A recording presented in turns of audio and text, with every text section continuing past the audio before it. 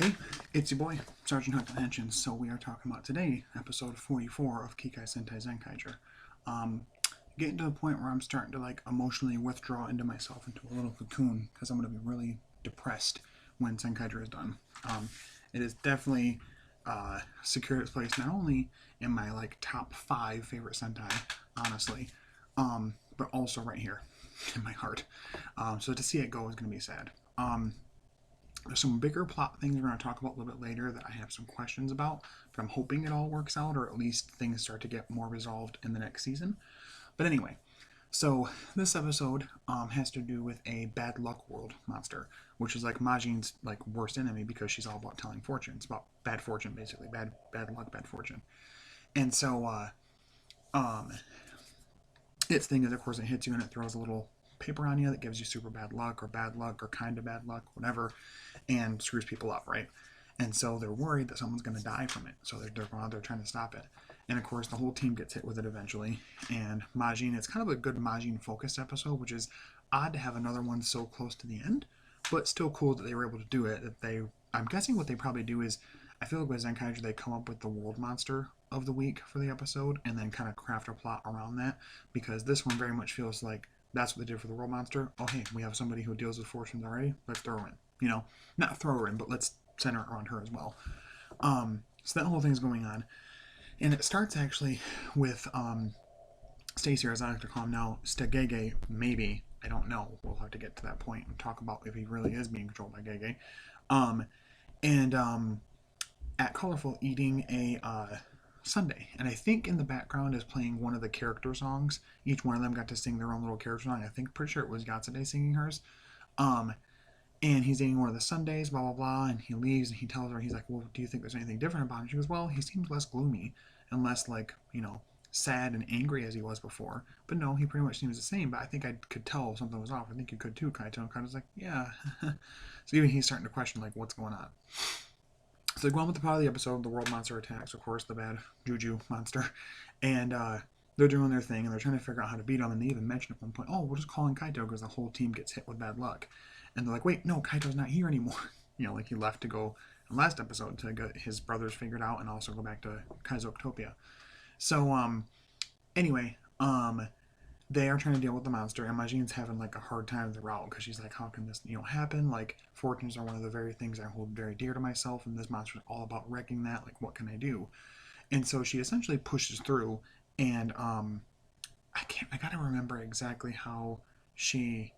Oh, because her fortunes are usually bad, she gets a bad luck thing. She's like, oh, that's right. Well, my fortunes are usually wrong, so if I have bad luck on me, that must mean I have super good luck. And so they turned around, they defeat the monster, and get it to become the world monster, right? Or the Kudai test, right? They're fighting it. It's actually, Majin's too tired from her fight. She actually does a really cool reference to Maji Ranger, apparently. This little checkmate, little fire attack that Maji Red did. I thought that was kind of cool. I've not seen Maji Ranger. I want to at some point. But anyway, so she helps defeat the world monster. Done. And at one point, they even try and summon the Zenkaiger gear, and it's it's hopping around, and all of a sudden a van hits it. And before they defeat the world monster, we're going to talk about this. I'm on the side of Zenkaiger can do whatever the hell it wants, to reference old Sentai, right? In Gokaiger, it was much more serious in tone, and it would bring back these past actors who would kind of talk about their season a bit, but it was more of a lesson, a cautionary tale to the current team and how to make them better and blah, blah, blah. Whereas in this season, it's more about just kind of pointing out Sentai tropes. So if you remember fondly, like I did, to the episode where they did a shot-for-shot recreation of the Jetman ending, this one, they did 3 separate Yellow Rangers who died. So it was the original key, or the second Key Ranger from Go Ranger, I believe Battle Cossack, and I want to say Bio Yellow, maybe Bioman Yellow, Bio Yellow, all 3 of which died during their seasons. So Bio Yellow explodes at this big electrical explosion thing like she did in her show. Battle Cossack leaves his little uniform behind because that's what happens in the show as well. And Key Ranger also kind of gets thrown around or whatever, because in the episode of Go Ranger, if you not watch Go Ranger, spoilers for that, there's a person that takes over from the original Key, Yellow Ranger, and he ends up getting murdered, getting killed by one of the monsters. And so it's referencing all of that. Like even their Sentai gears backfire on them, which I thought was really funny. Um, and yeah, so that reference happens. I thought it was great. And just again, the attention to detail for it is crazy. You can tell that the people working on Zenkaiger have like a love for the franchise as a whole, not just their season. So throughout, we're seeing Stacy do some weird things in this episode. He at one point takes the gear, I think, for the Bad Fortune monster and just crushes it into sand. And so it turns back into a normal Kudai test and are easily able to wipe it away. Actually, he puts up his hand and just like power emanates from him and just like destroys the world monster's like ability off of the Kudai test. So it's just a Kudai test and they destroy it easily. And they try to tell Kaito about it. He doesn't believe him. He asks him about it. He's like, well, I guess it's time to reveal, I'm a god of sorts. I created most of these worlds. And it's even a point too earlier in the episode, Gege is talking, or Bokawas is talking to everybody about what's going on with the world monster this week. And Brashid Har kind of talking shit like, yeah, Adrian's just trying to get on your good side, blah, blah, blah. And Gege talks for a minute and it's like, yeah, I guess I did. So it's almost like something else even took control of Gege, who then jumped consciousness to take control of Stacy. Because at another point you see Gege messing with the parallel world machine and doing something with that.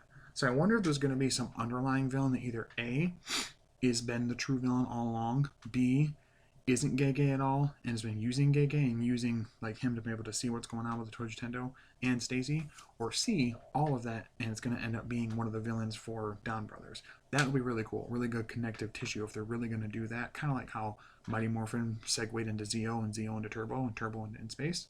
Similar. Again, I have a lot of questions because they made it feel like it was pretty much that it was Gege doing it. Now, Gege kind of felt like he kind of pulled it out of his ass, being able to control people. But they seemed like it was supposed to be just Gege doing it. But it seems to be this otherworldly influence that says they created some of the parallel worlds. I don't understand how that works. So I do have some questions. I'm hoping, because next episode is episode 45. I think we're only going to get 47 episodes, maybe 48, I think, maybe. So I'm worried if they have enough time to really breathe any life into this, like a little storyline bit before they push it towards, what's happening in Don Brothers. Which again, not only is that going to make people that watch Zenkaiger excited, I think, like, oh cool, this is really interesting. It might make them a little mad they have to wait till Don Brothers to get resolved, but it'll make them want to watch Don Brothers to see that get, that plot point taken care of. But as far as we know, Zenkaiger and Juron are supposed to be a big part of Don Brothers for quite a bit of it. So I wonder if the final thing is going to be whatever consciousness is taking control of Stacy takes control of Kaito finally in the final act of all this. And that'll be heartbreaking. And either that creates Zenkaiger Black, or Stacy ends up getting the gear from him at least and uses it in his gear Tojinger, and that creates a new form for him of Zenkaiger Black, and he uses that to fight in Kaito's place or something like that. I don't think they're going to kill I don't think they're going to kill anybody off necessarily, but it's interesting to see them do these giant lore drop things so close to the end. It doesn't make it bad. I'm really interested in seeing where they go with it, because so far Zenkaiger has been an awesome season, a 10 out of 10 season that even when it does drop some bigger story elements, it then picks those back up and it keeps going with them. Sure, is there filler episodes? Absolutely. But even the filler episodes, there's like, 14 minutes of bullshit, and then all of a sudden out of nowhere, a big, huge life, world-changing event that happens that, sets up a whole new tone for the rest of what's happening. You know what I mean? So, again, is it interesting what the interest in this episode? Absolutely. Am I worried about if they have time to flesh it out enough before segueing to Don Brothers? A little, but again, they do have time to do that and then push the rest of it onto Don Brothers. So I just hope it gets like a full name, whatever this presence is, and maybe is the main, as long as it becomes like the main villain in Don Brothers, I'm happy about it. Because Bokawas doesn't really feel like much of a threat in this season, honestly. He's just kind of a joke for being a giant wall with a fist, basically. So I could see this consciousness thing, maybe like Bokawas annoys him and he just like, metamorphosizes with it to take control of it and make a new final, mecha thing for them to fight at the end. I don't know. Like I said, I have no idea where they're going with it. I didn't think we'd be getting another character-centric episode like this so close to the end. So, yeah, rant out of the way. This episode pretty good. I'd probably give it a strong 9 out of 10, maybe 8.5, only because I wish that there was a little less of it making it a Majin focused and more of like putting on like what we're doing with Stacy and what's happening with him being controlled by Gege or this other force that's controlling Gege to control Stacy or what. Um, Still really entertaining episode, but let me know what you guys think in the comments. Did you guys like today's episode? Did you not like it? Are you worried about what's happening next? Do you think it's going to end a certain way? Let me know your theories in the comments as well. Coming up pretty soon, I do have, let's see, the Buried Rex stamp coming. The rolling stamp once it releases. I pre-ordered it. I did pre-order also the SH figure arts for Revy, at least. And then also the Genius full bottle from Build. I know it's an older one, but I don't have it, and it'll help complete my collection for Build. And then pretty soon, I'm hoping whenever the Forza Legend Series Makeover Forza Driver and Demons Driver release and ship out and everything, I'll be able to review those as well. But anyway, I thank you guys so much for watching. Thank you guys for liking, commenting, subscribing. We're at over 250 subscribers, which is crazy to me. I didn't think I'd be anything over the 80-something I had when I started this channel, and I flipped it over to being Toku content. But you guys really changed things. I do plan on doing some more content coming up soon, some different stuff. I want to get back into my retrospective series. Probably the first one of that will be 01. And do a couple Toku retro rewinds on Liveman and Jetman. I think, is that the one, or no, Liveman and Jet, I think I did one on Liveman, but not Jetman, or one or the other. Anyway, and just want to continue to add some more content to the channel, do some different stuff. I do have some henchman videos planned and stuff like that. Currently, we're living at my in-laws, so it's hard to kind of have inspiration for stuff. I do have a kind of a collaboration type of thing coming up soon that I'm trying to work out the details of, so I'll let you guys know more about that once they become more concrete and actually like a thing before I'm getting you too excited about something that isn't possible to happen. And also pretty soon, my good friend Frankie Toku on Twitter, Frankie Joaquin, he is working on a Kamen Rider 01 helmet for me. So once that arrives, I will clearly show that off in a video, kind of what it looks like and how it fits and all of that.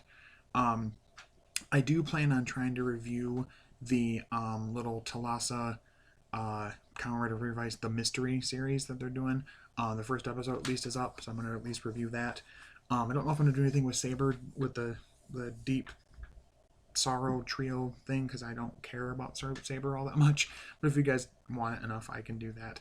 But yeah, let me guys know in the comments if you guys have other ideas of content, things you'd like to see, something past reviews, if you'd like to see me do some character analysis, if you'd like to see me do a showcase of changers throughout the years, or driver type things, or my favorite gimmick items, anything you guys can think of, let me know of ideas in the comments, and I will definitely take that in consideration when I make new videos. I like to be super interconnected with you guys in the community as far as what you'd like to see for content.